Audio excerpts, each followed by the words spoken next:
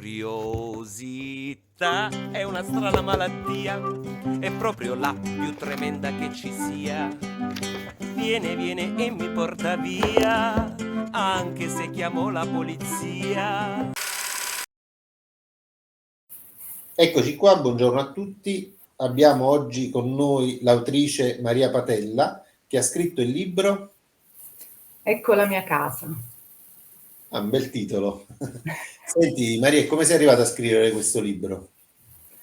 Allora, questo non è che uno dei tanti libri che ho scritto, ma mi è sembrato quello più idoneo ad essere pubblicato, e per questo mi sono rivolta ad una casa editrice che ha subito, insomma, accettato il mio manoscritto. Come si chiama la casa editrice? È la Placebook Publishing. Mm. È una casa editrice molto seria, e non sono speculatori letterari, e mi sono trovata bene. L'unico inconveniente è che bisogna comunque pubblicizzarsi per farsi conoscere. Vabbè, hai trovato noi che ti diamo una mano. Sì, ti ringrazio tanto Giuseppe, ne approfitto innanzitutto per salutare i tuoi ascoltatori e ringraziarti per avermi invitato. Sono davvero contenta di far parte del tuo progetto. Grazie a te per l'adesione e per il coinvolgimento, perché poi ci sono alcune persone che passano sul canale, lanciano il loro link e poi spariscono, insomma. E invece il nostro progetto è quello di creare un movimento di condivisione, perché poi magari posso essere non interessato io al tuo libro, ma un mio amico invece è interessato e quindi lo compro, come è successo poi, perché in privato ti ho detto che una mia amica è rimasta colpita dal tuo libro e l'ha comprato, insomma. Quindi, senti Maria, più o meno di cosa ci parla questo libro? Che cosa è? Allora, questo è un libro di introspezione. La protagonista è una donna di Madeleine, di 46 anni, che dopo aver subito uno shock anafilattico ritorna a casa e incomincia a rivisitare tutta la sua vita e intraprende un percorso interiore di cambiamento. È un cambiamento radicale, perché lei era una persona intransigente, possessiva, una madre gelosa dei propri figli, abituata a controllarli, a dirigere la loro vita, e si separa dal marito per incomprensioni che ingiustificate forse, e non e così cerca di recuperare il rapporto con i figli e con il marito, attraverso poi il racconto diretto che lei fa delle sue emozioni, dei suoi incontri, dei suoi stati d'animo. Poi la trama si svilupperà e arriverà fino al finale, che sarà diverso da quello che lei aveva immaginato, molto diverso. È un viaggio interiore, è una rinascita. Io l'ho definita una rinascita, la storia di una rinascita. Se dovessi descrivere il libro in un'unica frase, sarebbe questo: la rinascita interiore, spirituale di una donna di 46 anni. Non sei la prima persona che passa sul canale e parla di rinascita, ne sono passate soprattutto le donne, insomma. Sì. E io ho una frase mia, che noi viviamo, cioè, non parlo di reincarnazione, no? Parlo di questa vita su questo luogo adesso. Ognuno di noi rinasce più volte, no? Rinasce con delle esperienze nuove, con delle delusioni nuove. Sì, bisogna approfittare di ogni cosa che ci accade per avere uno sguardo diverso sulle cose, sul mondo, ed è proprio questo che fa la protagonista del mio romanzo. Il sfiorare la morte che è un evento definitivo, ci può spingere su binari differenti. Bisogna essere forti e riacquistare la consapevolezza del valore di ogni piccola cosa. Nel libro si fa spesso riferimento alla natura, alle persone come appaiono adesso agli occhi della protagonista, e si apre un mondo interiore differente proprio perché c'è stata la possibilità di cambiare il punto di vista.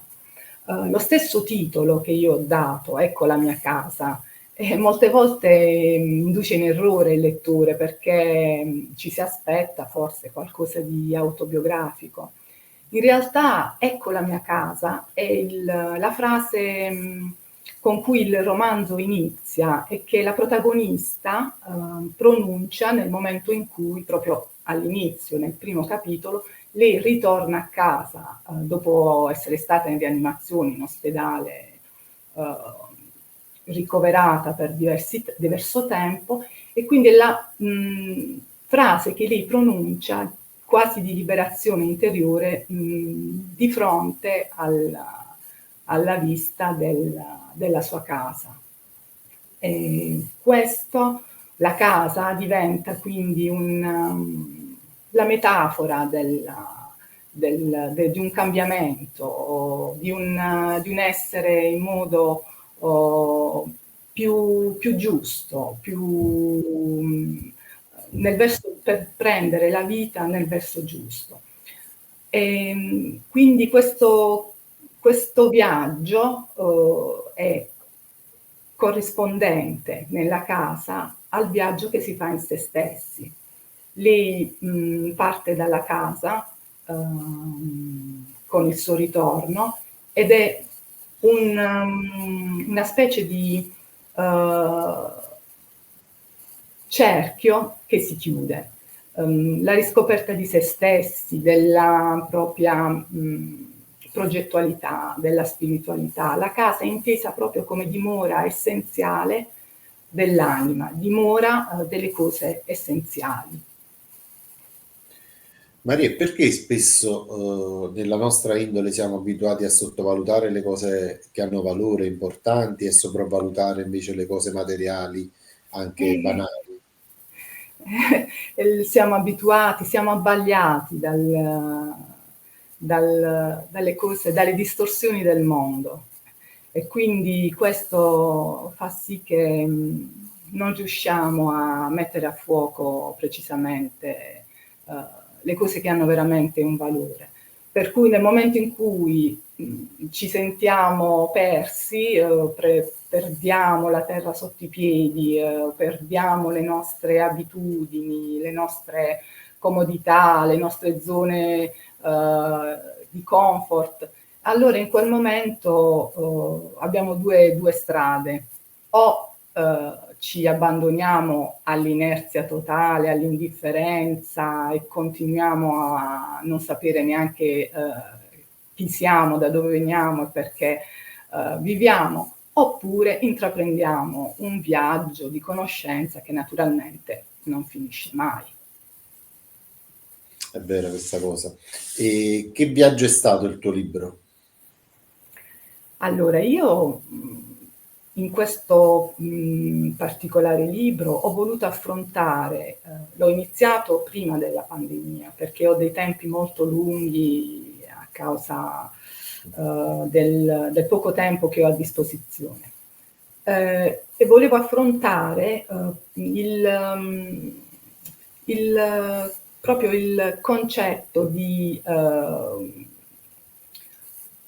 di perdita, quello che ci muove quando, cosa ci succede quando appunto le nostre abitudini, la nostra vita viene sconvolta da eventi che noi non avevamo preventivato.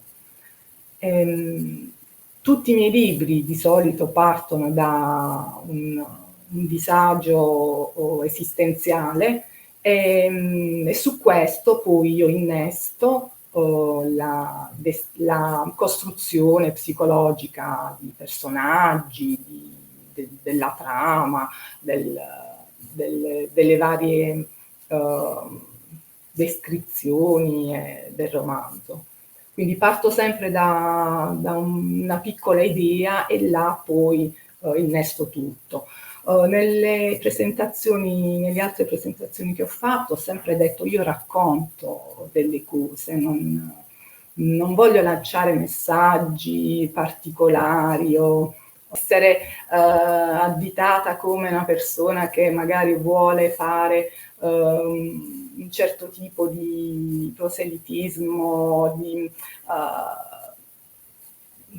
convincimento di qualcosa. No, io racconto storie che sono storie ovviamente basate su percezioni personali della vita. Ho capito. Senti, e perché poi io conosco abbastanza il territorio in cui vivi, no? Perché gli abitanti di quei luoghi, pur vivendo in posti meravigliosi, poi perdono questa essenza e sembrano dispersi in cerca di qualcos'altro, no? Io ho tanti amici che vivono in quelle zone, io vivendo in quei paradisi sarei felice tutto l'anno perché basta uscire e ti trovi in un luogo magnifico, no? E invece vedo poi che dalle due parti c'è molta depressione, molta non accettazione, si torna un po' a rivivere in estate, ma a volte anche col fastidio di essere ingombrati dal turismo. Come mai avviene questo fenomeno? Secondo me, me lo sono sempre chiesto. Ma io ormai ho una certa età, per cui le cose le vedo in modo differente da un ragazzo, una ragazza che magari vorrebbe avere tutto il mondo a disposizione, come in un click. Però bisogna anche accontentarsi, ritornando al discorso di prima, non è che si trova tutto nelle cose materiali. La visione della vita è che bisognerebbe cambiare, soltanto quella, penso. Dare il valore giusto alle cose. Si tratta sempre di quella società liquida di cui parlano i filosofi, il consumismo, che appartiene proprio alla nostra le ultime generazioni, cioè le ultime generazioni sono nate nel consumismo. Come puoi farle ricredere sui sistemi di vita, sulla gestione della loro vita? È un po' difficile. Ecco perché è importante l'impegno degli educatori, anche dei mass media certe volte per indirizzare verso la giusta comprensione del mondo. Guarda, hai toccato due temi in cui io sono un educatore e poi mi occupo anche di media. E vabbè, a parte che spesso chi è impegnato nel campo educativo non è preparato a sostenere certi discorsi, magari non ha subito neanche una rinascita in vita sua perché sta molto sul piano materiale e poco su quello spirituale, ma poi sui media sono uno che li critica tantissimo perché c'è quella spinta che dicevi tu poi parte soprattutto da là, cioè in effetti i media creano le mode e poi le mode creano quella società liquida o quell'insoddisfazione di essere quello che sei. Io invece poi tornando alla domanda che ti ho fatto, cioè io quando arrivo a Gallipoli in Salento, cioè, ho quella sensazione che hai scritto tu nel libro, cioè ecco la mia casa, nonostante vivo in un luogo che è stupendo perché anche Napoli insomma ha panorami, un mare che è migliorato tantissimo ed è diventato anche pulito e balneabile. Però secondo me poi ai giovani manca questo, cioè il cercare qualcosa di troppo grande e non accorgersi che comunque la ricchezza è proprio sotto i loro piedi, sotto la loro, nella loro quotidianità. Sono state minate le radici, le nostre radici.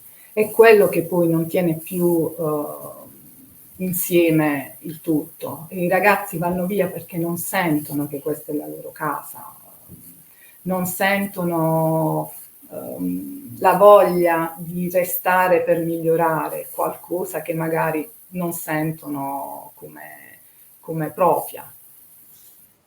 Le radici sono molto importanti, secondo me. Radici in tutti i sensi, culturali, spirituali, sociali, tutto qua.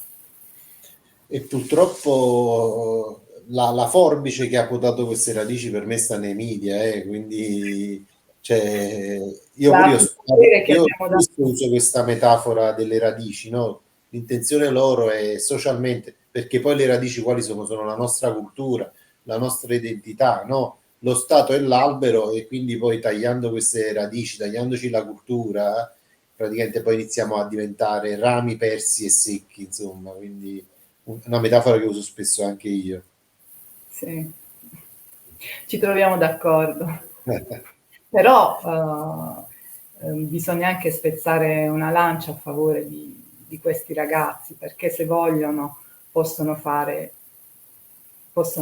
di meglio, possono fare tutto e mi auguro che riescano a utilizzare tutti i mezzi che loro hanno a disposizione nel migliore dei modi.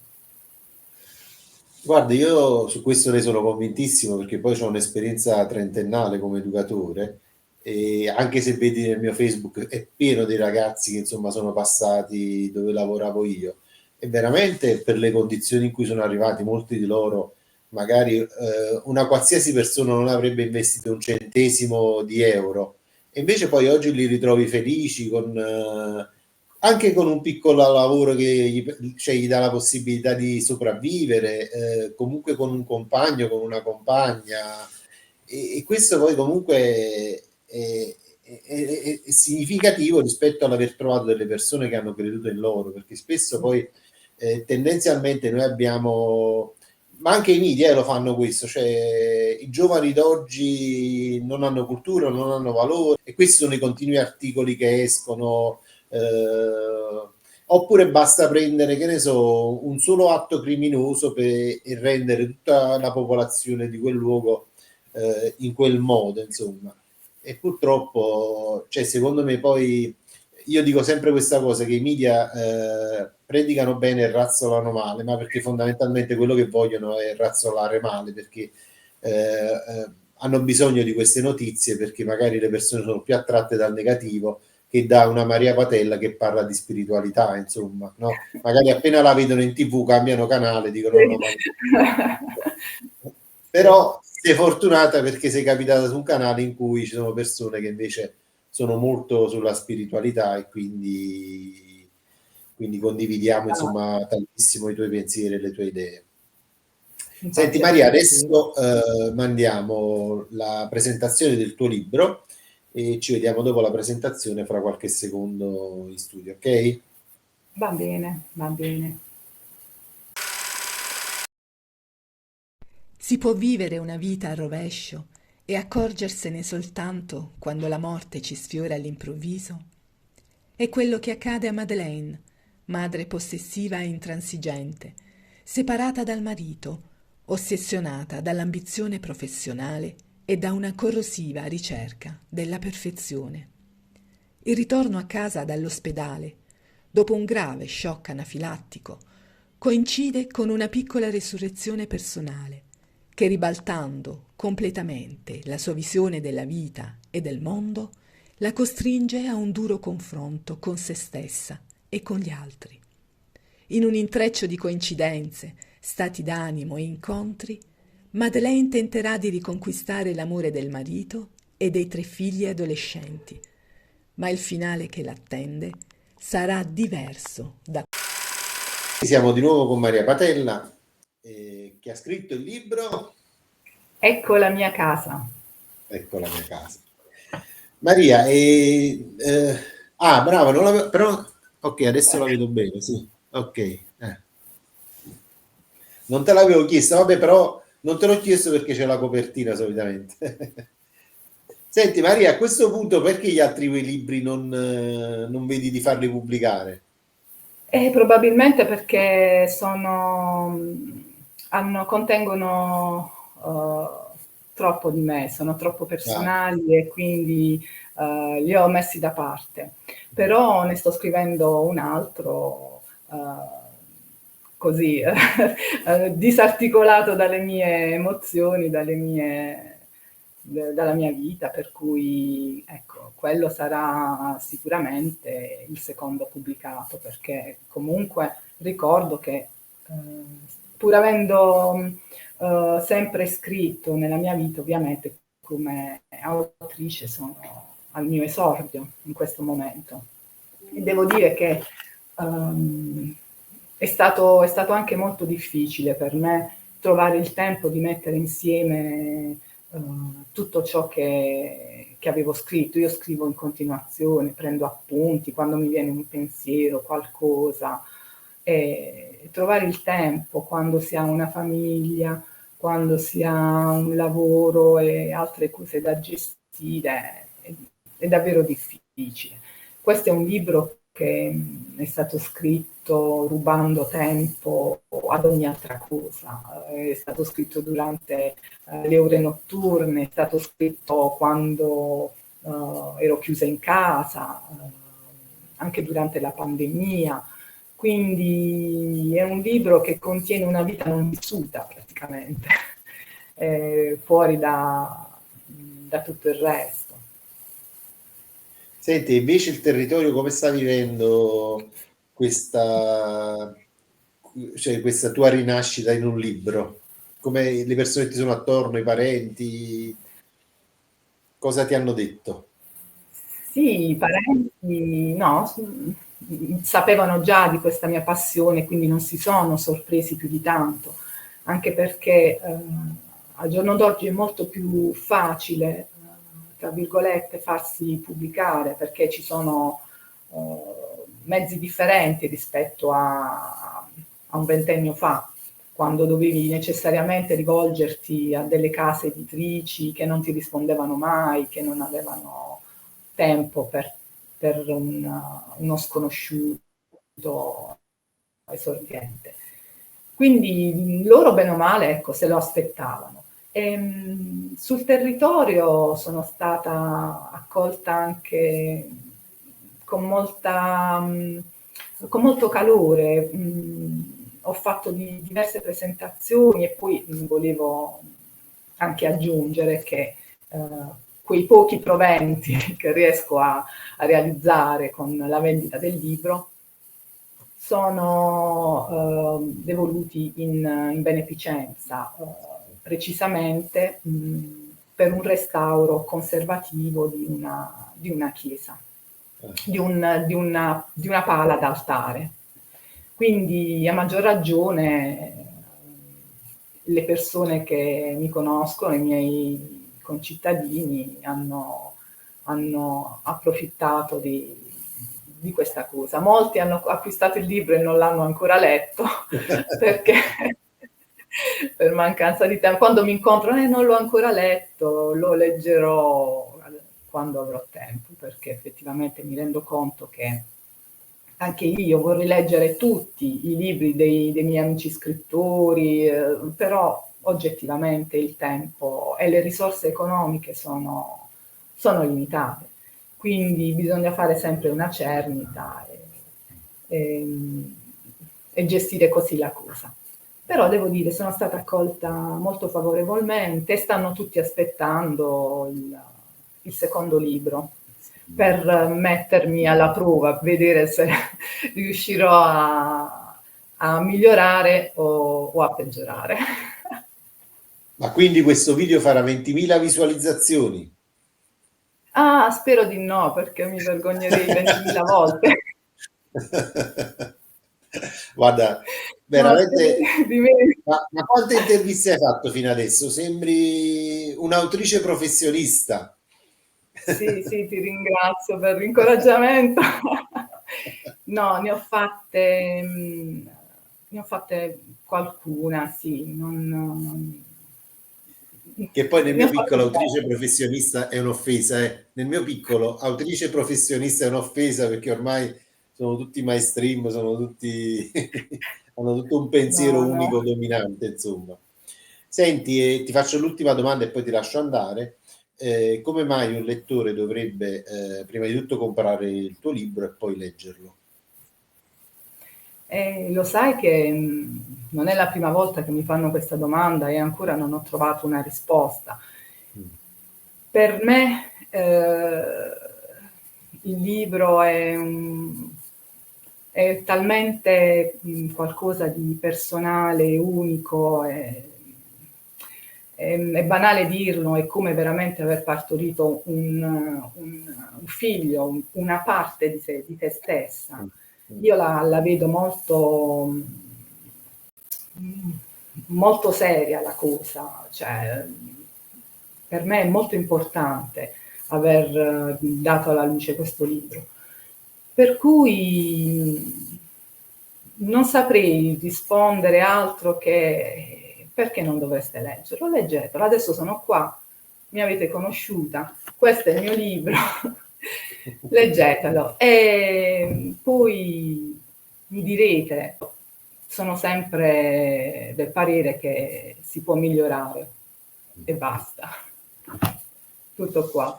Vabbè, penso che fino adesso io questa domanda la ripeto sempre a tutti, quindi alla noia, però è la risposta più bella che ho ricevuto. Ti ringrazio. Vabbè, anche perché, sai, è una domanda, insomma, solita, no? Come hai detto tu, l'ho ricevuta molte volte, ma serve anche comunque a mettere a suo agio l'autore, eccetera, no? E vabbè, un saluto particolare. Vabbè, io comprerei il libro già solo per le cose che ha scritto, che ha detto Maria in questa intervista, in questa chiacchierata. Un saluto particolare a chi ci ha ascoltato e poi ti lascio andare perché so che hai Un delle bacio a cose. tutti. Ciao, mi raccomando, buona lettura a tutti. Ciao.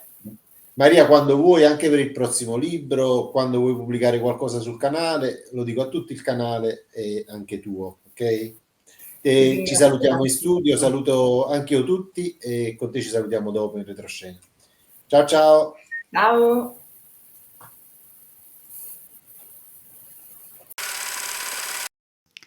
Metti un coraggioso, astuto e vivace ragazzino in un remoto villaggio lettone. Aggiungi un'arcigna matrigna, dei fratellastri capricciosi e provocatori e la bomba d'orologeria innescata. Quanto ci metterà il giovane Spriditis, confinato in una realtà che gli sta sempre più stretta, a decidere di partire per andare in cerca di ricchezza, gloria e felicità? Ma è tutto oro quel che riluce? Tra errori di valutazione e ingenuità, misti ad atti di indomito coraggio e profondo altruismo, saprà fronteggiare orchi, belve malvagie ed oscure presenze, grazie anche alla benevolenza di entità soprannaturali che lo affiancheranno in un viaggio fisico e mentale, materiale e spirituale, sino alla presa di coscienza finale. Curiosità è una strana malattia, è proprio la più tremenda che ci sia. Viene, viene e mi porta via, anche se chiamo la polizia. E non mi resta che lasciarmi andare, ci sono tante cose da capire e da imparare. Curiosità, ma che strana libertà. Lei era qua giusto un attimo fa. Mi stordisce, mi rapisce, mi colpisce, mi stupisce. Non vuole mai essere banale, appartiene al mio istinto primordiale. Bisogna andare fino in fondo, la curiosità